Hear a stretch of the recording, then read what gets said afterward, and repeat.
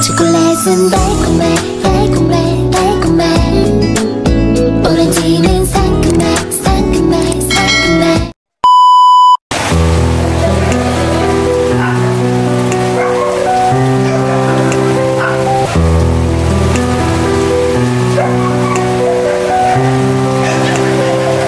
So nag-ready na ako sa mga dadalhin namin kasi baka bakit kasi ang laki na ng sapa dito.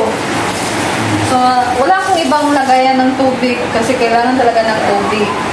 So, yan ang mga emergency kit na kailangan mong ilagay. Water. Dapat 1 galon kasi wala kaming galon.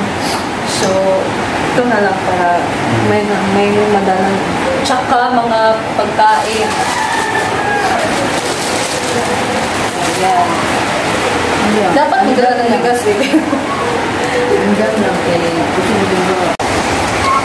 So, meron na akong niready na mga damit for tigta-tatlo kami. So, yan lang no, para at least ready lang. And, I have here dilata. Lagay ko na lang ito sa isang bag. Ito pang kailangan. Ready lang.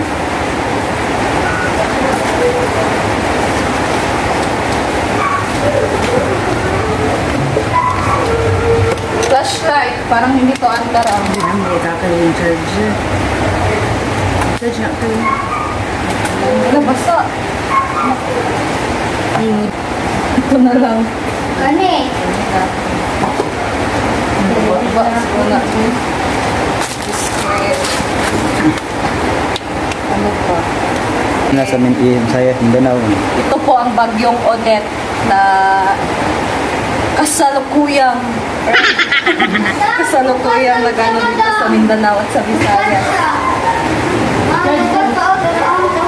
So, andito na yung mga important documents din ni Diva. Tingnan ko yung amin, parang nandito pa yung dito yung ibang mga importante dokumento. So, importante talaga po ng mga papeles.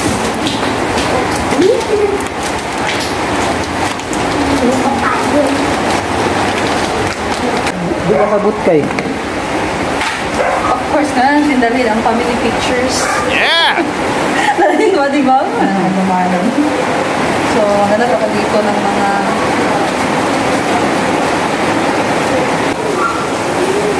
papakita namin sa inyo later ang gano'n nakalaki ang tubig sa likod namin. Yung sapa.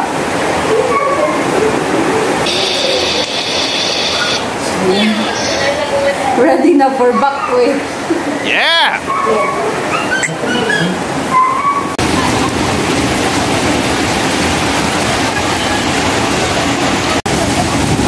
So, andito tayo sa aming likod ng bahay. O, tingnan nyo yung sapa namin.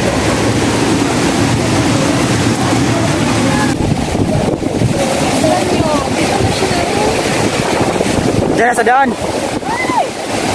Agas pa na hangin, no?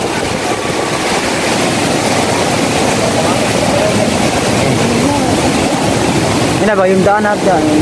Daan po yan. Yan po ay daan. So, lumagpas na yung tubig. Tingnan nyo. Diyan yung spillway, oh. May spillway dyan nung sumayas na Diva. Dyan yun. Nawala na. Ay!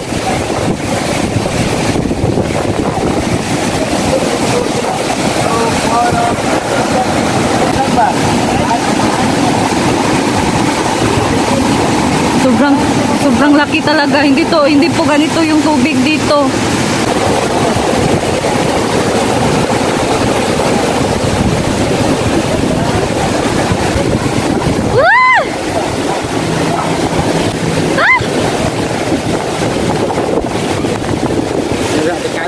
So, andito po ito sa likod ng bahay namin. Tingnan nyo, yan ang bahay namin. Pero ang problema talaga, yung poste, oh. Tingnan nyo yung poste. Bakit kaya dyan nilaga?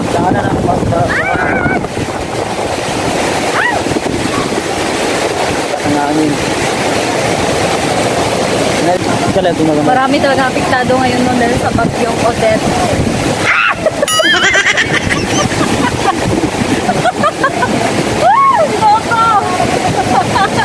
Wala, isda. So, sinabi ngayon, wala talagang pasahero, walang pasada dahil hindi talaga maganda ang panahon ngayon dito, no? Nandito kami ngayon sa...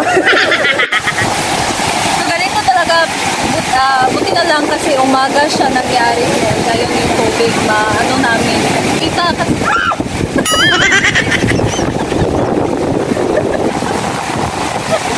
Oh no!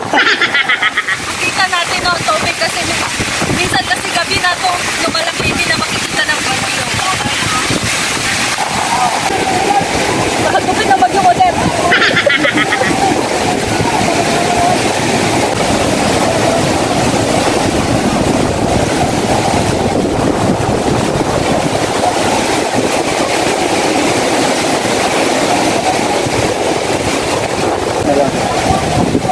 So alam nyo ba na meron pang mga bahay doon? Diyan, no? May mga bahay pa dyan. Delikado talaga sila dyan sa baha. So kailangan may gagawin na sila na mag-ready na sila for evacuation, di ba? Kasi hindi natin alam ang mangyayari. Lalo na ganito yung, andito yung, ganyan nakalaki yung sapa. Sa kabilang Kabilang, meron ding mga bahay dyan. mga tao doon. So, delikado, no? Delikado sa baha. Pero pag pupunta din sila doon sa bukid, is delikado siya sa landslide kasi umuulan po. And kagabi pa po umuulan. So, expect na siguro namin na lalaki pa talaga ito mamaya. Pero sana andito dyan ang Panginoon sa amin. No? Kasi noon, naka-experience din kami ng baha talaga. Lahat dito, punta talaga yung COVID nun sa amin.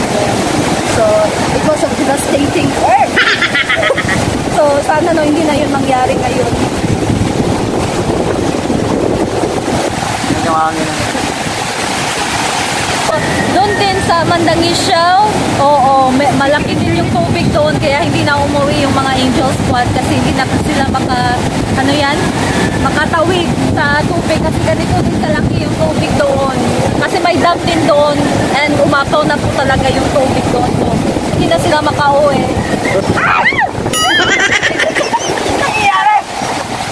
So, I hope, no, madali lang ito mawala yung bagyo. So, dito na kami ngayon sa bahay and wala na pong kuryente. Nawala na po ang kuryente namin dito. So, ang ginawa na lang namin ngayon dito is humiga na lang. At ramdamin ng bagyong Odette. Hi guys. Hello guys. Stay safe everyone.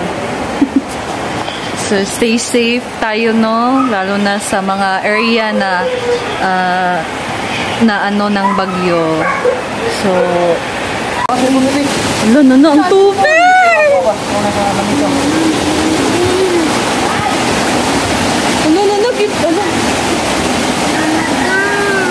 Nanagyod diri sa mong likod ang tubig. Dito na po yung tubig dyan.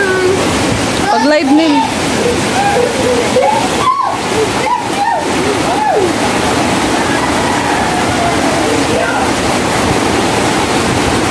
So, kailangan namin yung washing kasi andito na po yung tubig. Pumasok na sa aming likod.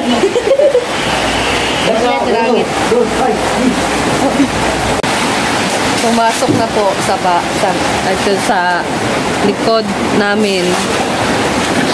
Ito na po ang tubig. Kailangan po na kung kuhanin yung tubig ng washing. Hindi baka masira po. So, i-transfer naman yung washing dito sa